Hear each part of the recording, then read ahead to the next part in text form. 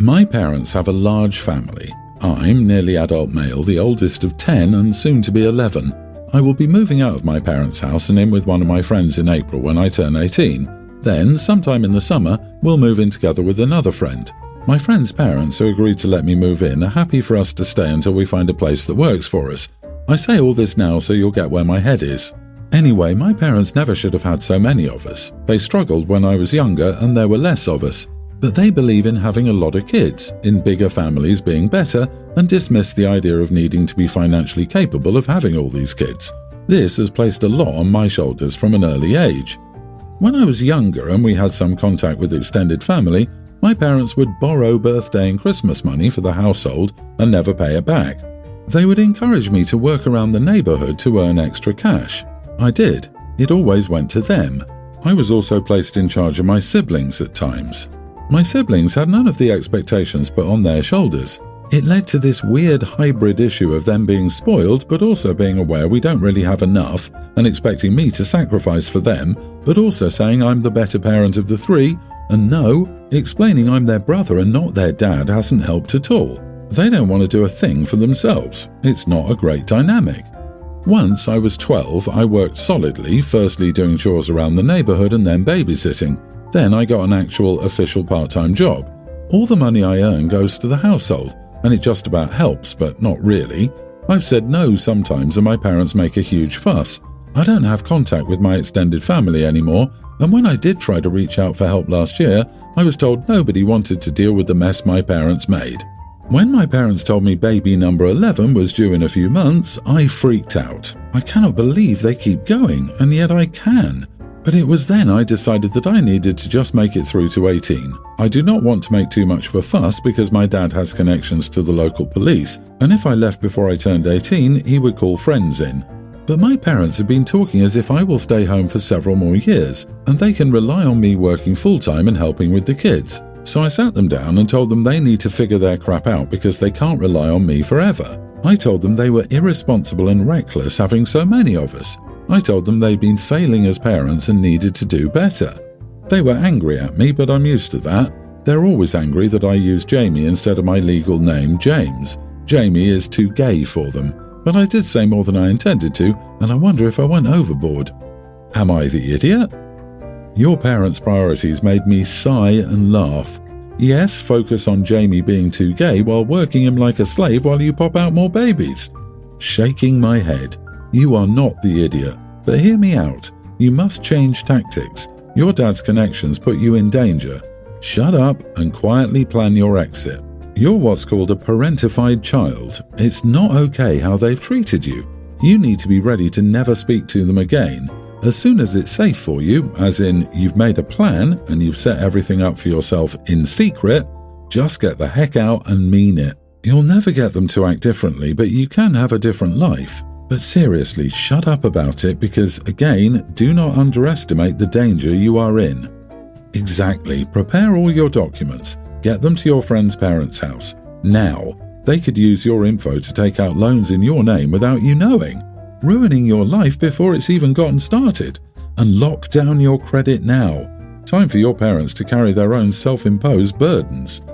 Have you considered that OP may still want to have a relationship with his parents and siblings? I agree with you that he was parentified and should take precautions.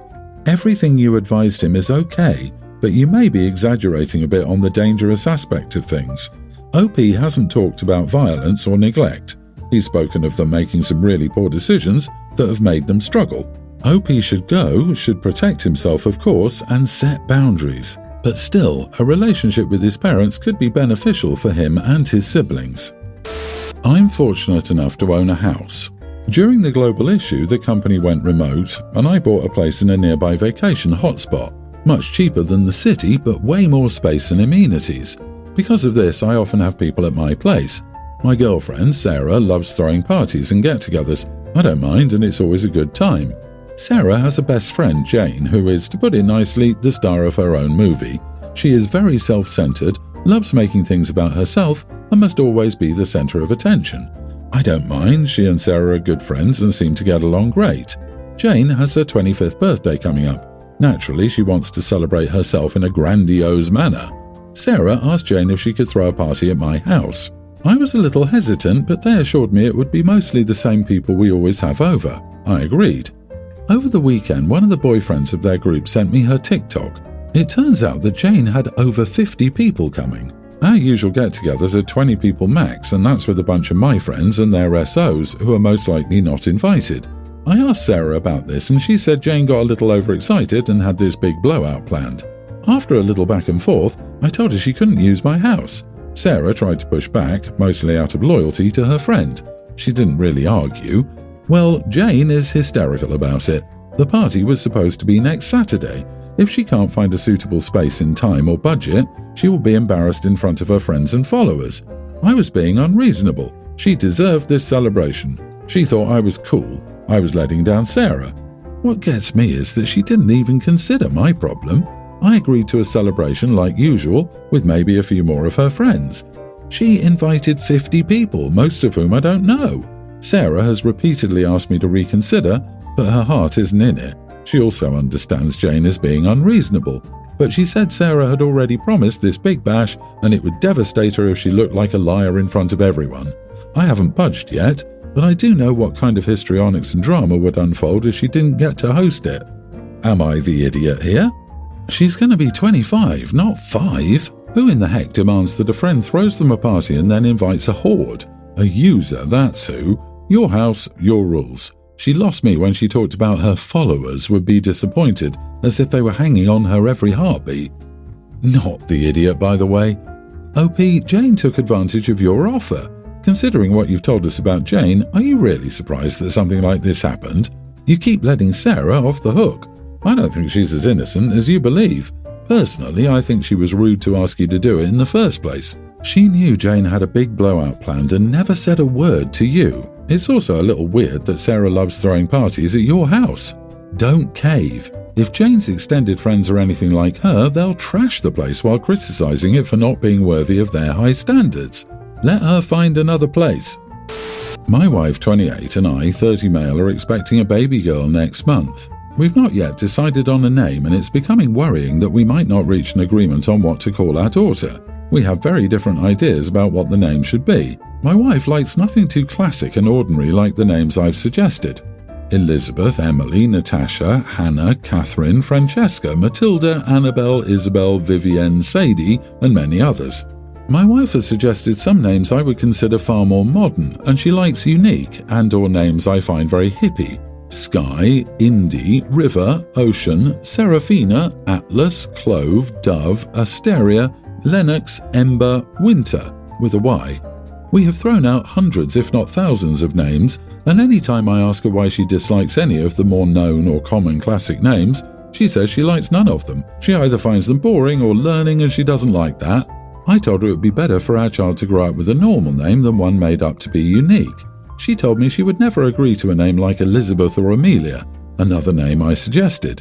I told her I would not agree to a unique or weird hippie name for our daughter. She told me that's why we're still looking, and I told her that her recent name suggestions have been worse. She told me the feeling was mutual and that I would not force her to change her taste. She also told me my description of her names is unfair and there's nothing that unique about most of them, and I simply reject everything that's a little more modern leaning in usage.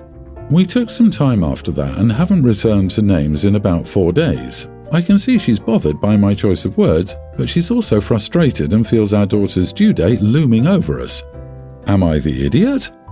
You are the idiot just for dismissing the names Asteria and Seraphina. Seraphina as modern, hippie names when they are hundreds if not thousands of years old. Go pick other reasons to claim to dislike those names. It would help if you guys split the difference by naming your daughter Tiffany. This name will annoy both of you by having a long medieval history while also sounding irritatingly modern. By traditional, OP pretty clearly means to say normal, or basically like all the other names. It's not the age of the name, it's how uncommon it's been over the past X years in the USA. I doubt you go for Nur, despite it being a very traditional name, in common use in Malaysia. OP wants their daughter's name to not stand out. OP's wife wants their daughter's name to stand out. I doubt anyone even cares about a stranger's name as long as it's not Jack Daniels or Princess Luna V or something similar. Everyone's the idiot here. It's okay to have different preferences, but you two are insulting each other. You'll need to compromise. Maybe each of you can choose a name. Why not compromise and have a first and middle name? When the kid grows up, they can settle on what they prefer to be called. There's someone in my friend group, Marie, who I consider more of an acquaintance. To be honest, I wouldn't be friends with her on my own, but she's friends with my other friends, so I'm cordial. Marie is very insecure and has thanked us several times for putting up with her and letting her be herself, because she's apparently cycled through several friend groups since moving here a few years ago. Unfortunately, I can see why. Considering how insecure she is, she also seems to think she's the smartest person in the room at all times and is always interrupting people if she thinks she can share a fun fact that makes her look smart, even if it means correcting someone on a joke. It feels like she's constantly nitpicking, and often she will dig in her heels and argue about something that she turns out to be wrong about. She's also very touchy-feely and likes to give hugs when she drapes her whole body over yours, and she gets upset when I am not, ever, in the mood for one of those hugs. We all got together for a meal this weekend, and my entree was a bit spicy. I said I was going to pour myself a glass of water. Marie starts loudly saying, "No, don't drink water. Water is actually useless for spices. Drink a glass of milk instead," and then starts explaining why milk is better for spices than water. She absolutely bulldozed over another friend who was in the middle of speaking to say all this too. I told her that water would be fine and could she please just chill. Marie wouldn't drop it and kept saying milk was better and water wasn't helpful for spice. I'm over here like, I didn't eat a ghost pepper or anything. It's like a 3 out of 10. Can you relax? At this point, a couple other people are telling her to just let me drink water, and she's starting to dig in her heels about how it's objectively better to drink milk with spicy food. I finally snap at her and say, "Oh my God, would you drop it already? You complain about how no one likes you for very long and then you turn around and act insufferable. Just shut up about the milk. I don't care." She breaks down crying on the spot, and the clamour of some people comforting her and others saying, "I mean, that was harsh but true," derailed the whole gathering. Marie said through another friend that she wouldn't speak another word to me until I apologised. Our other friends are pretty torn, and some are saying that it was too harsh because she's younger than the rest of us, although we're all in our 20s. I'm willing to apologise, but I'm not the only one who did anything wrong here. I won't speak another word to you until you apologise. Good. Problem solved. You've given her the information she needs to fix her life, and she can digest it where you aren't. She owes you an apology for harassing you about the allegedly better way to deal with spice. Still, she's never going to do that, is she? Standing up to someone who's being an idiot is not an idiot move. It's too bad other people haven't told Marie it was time to shut up earlier and more often. If they had and she'd listened, maybe Marie wouldn't have cycled through so many friend groups in the last few years.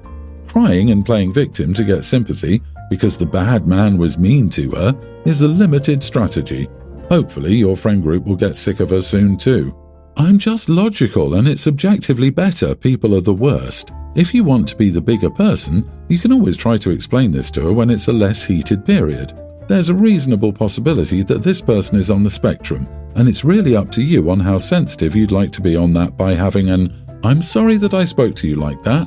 I shouldn't have, but I also want to explain some observations I've made that make it really hard to relax and have fun as a friend group lately." Apology feedback combo. I have several friends with ASD. If someone says, "Let them drink water," they will hush and let you drink the water. Marie was just being rude. Don't apologize. Take the silence. It's golden. I want to go to Disney, so I've planned to go down for a week. It's about a 10-hour drive and it's already really expensive, so I decided the best option was to drive down instead of a plane. I invited 2 of my friends to join me, so 3 people are in the car. The plan is to leave around 3 a.m. and we'll get to the hotel in time to check in, then spend the first day at Disney Springs. Due to it being a 10-hour drive, we'll all drive 3.5 hours, so everyone has time to rest and take a nap in the back. We all agreed that everyone needs to drive. I have a friend I've known for a long time and I mentioned the trip. She asked who I was going with, and I told her it was our mutual friend and then someone she wasn't close to. She then asked why I didn't invite her.